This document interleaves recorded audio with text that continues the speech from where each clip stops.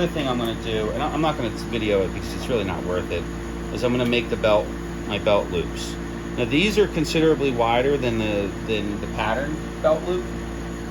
This is the belt loop that comes, the pattern.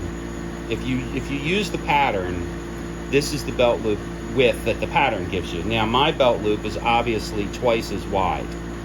I did that for a couple reasons. One is, once again, style.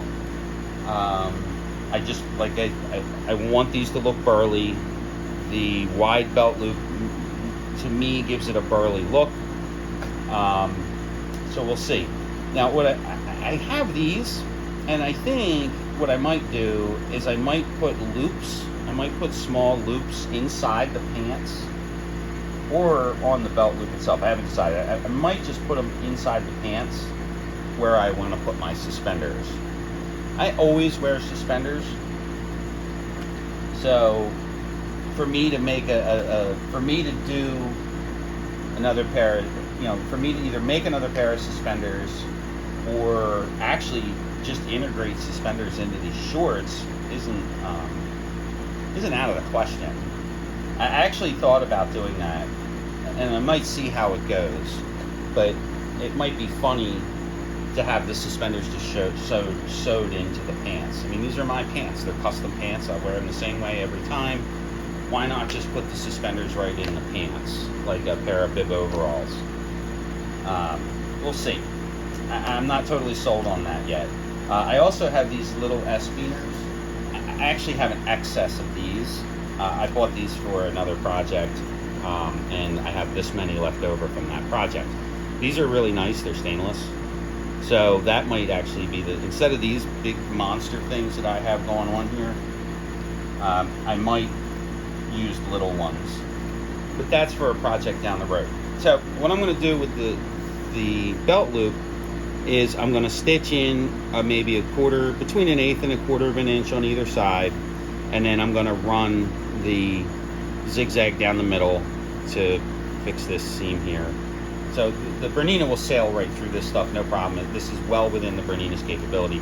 Now when I go to sew these on and I have multiple layers, I may have to use the Sailrite.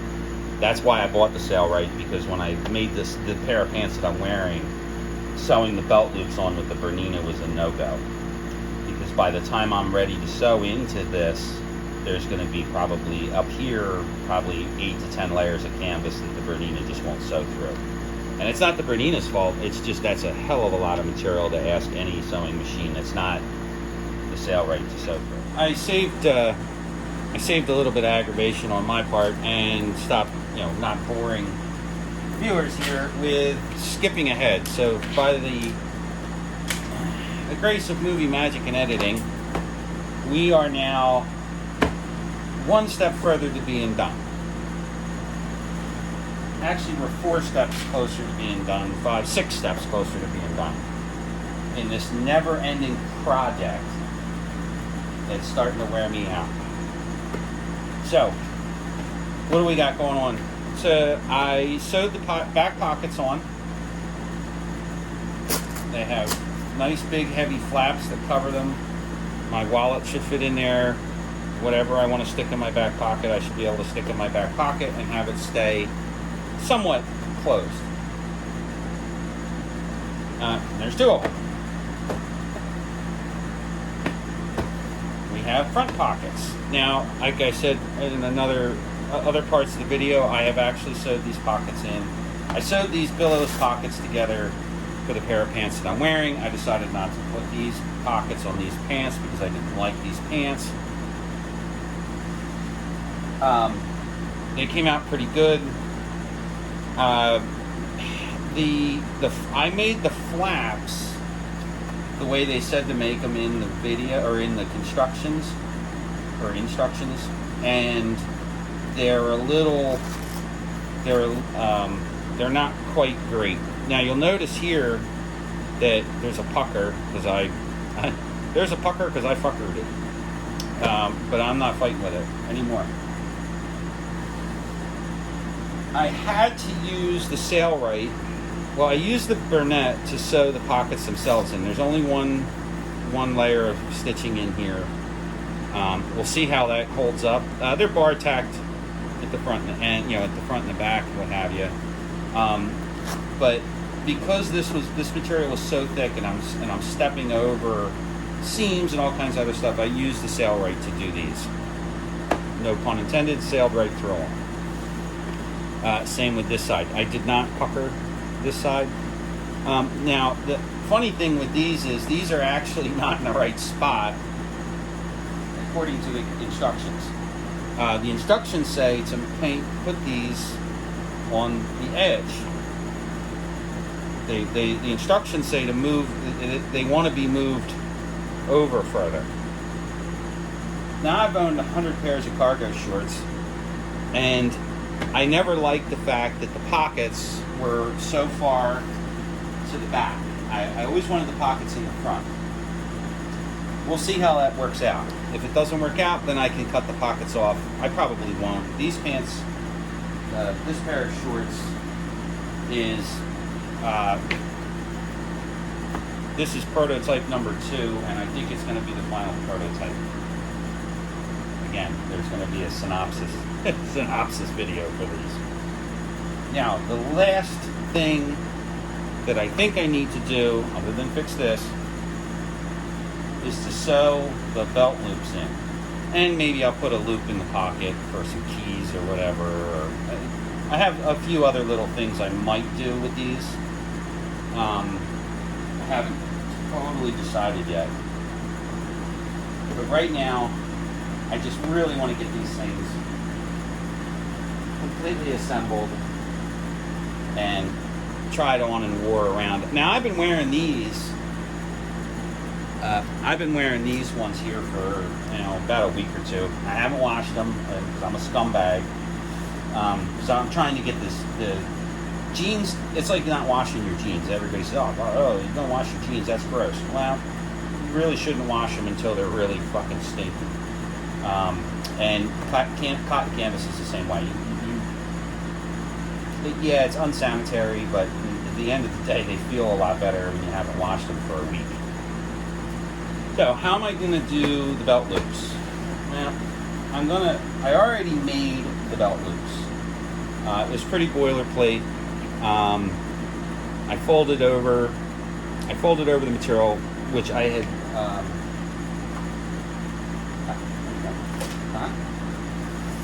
I took the cotton duck, I serged both edges. It's about 3 inches wide.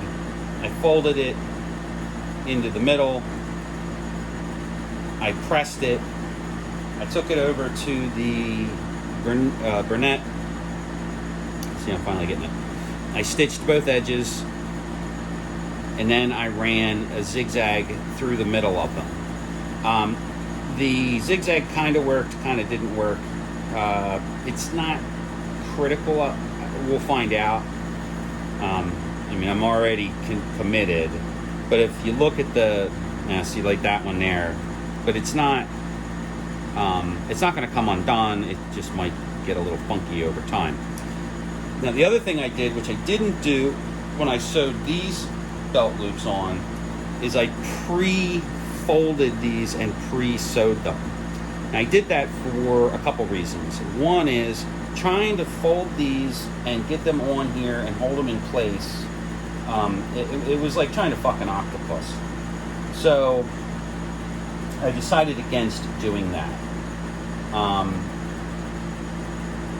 I decided against trying to do it all at one shot. If I was doing this with a finer fabric and these were dress shorts, I wouldn't have done it this way. I would have done it the way you're supposed to do it, which is real quick here. These I cut these at 4.5 inches to give me a full 2-inch belt loop, because 2-inch belt is standard duty belt or gun belt. 1 3/4 is okay if you get a thick one, but a 2-inch gun belt works a lot better. So what I should have done with these is folded them like this, folded it like that, making sure it was 2 inches wide, and then sewed it in. Put a stitch here and a stitch there.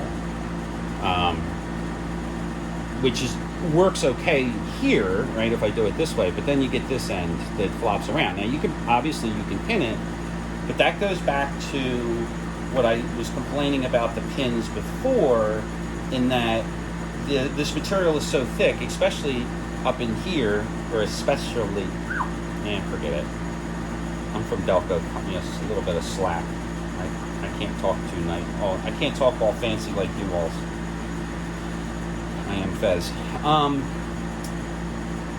So what I'm going to do is I'm just going to clip this in right here.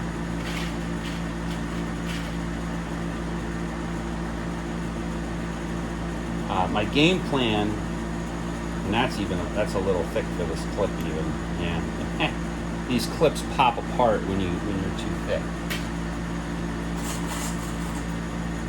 I may even just put a little drop of basting tape on there, or not do anything at all. I'll clip them in to hold them in place, and then when I go to sew them, I'll just very carefully hold them, because I want to sew along this line here. And so I'm going to sew basically right where the stitching is. So I'm going to sew right here, and that'll be the belt loop, and I'll sew in the same spot on the bottom side.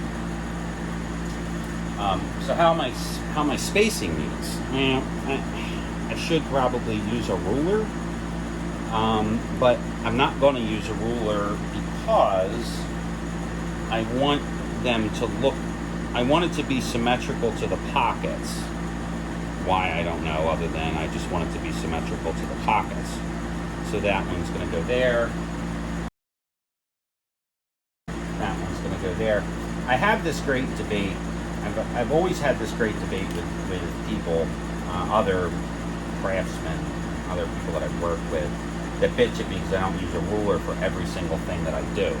Well, experience working in the body shop business, especially the custom car business, not necessarily so much the body shop, but the regular body shop, but the custom car business, that symmetry isn't ruled by the ruler. Symmetry is ruled by the eye, and I want that. Symmetry is ruled by the eye, not by the ruler. So I had many a great debate with people about that, complaining that things were. I was using a ruler, and they're bitching that such and such thing is crooked, and it's not crooked. This is it. It's not crooked. This is the way it was intended to be. I'm gonna not do any belt loops in the front here right now. I've got plenty of material left to add belt loops, so I can, at a later date, once I wear these, I put a belt on with them, and I'll see how they work, whether or not I need to add another belt loop here and here. I'd rather not if I don't have to, but if I have to add a belt loop there and there, I will. The other place I might add some loops is inside the pockets.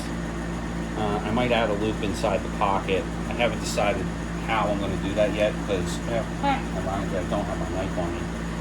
I would like to be able to slide my knife and my flashlight inside the pocket so it's not visible from the outside, but still be retained by the clips on said flashlight and knife. This way, if I'm going someplace that is not weapon friendly, like a casino or a bar or someplace where they don't physically search you, but they definitely give you the stink eye, which I've had happen to me 3 different occasions at casinos. Out of sight, out of mind, is the way it works, and that's what I'm saving this material for. So what I can do is I can slide in the pocket here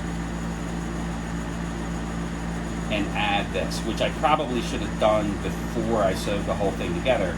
But I'm not opposed to having stitching showing on the outside. I'll just do one on one side, one on the other side, and you'll never know.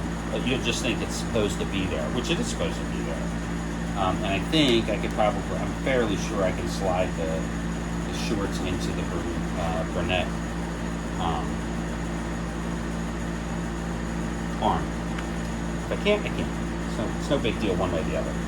So I'm going to take this over to the Sailrite because I'm 100% sure that the brunette is not going to want to sew this one for sure.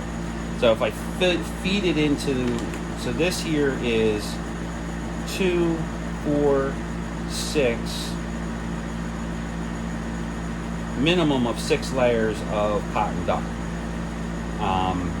Minimum of 6. It might be more than that. Yeah, it might actually be 7 or 8 actually. And that's just, the brunette is just not going to want to do it. And I don't want to break the machine. It's not a matter of, that's exactly why I bought the Sailrite. I don't want to break a machine overloading it. This won't overload the Sailrite, not even by any stretch of the imagination.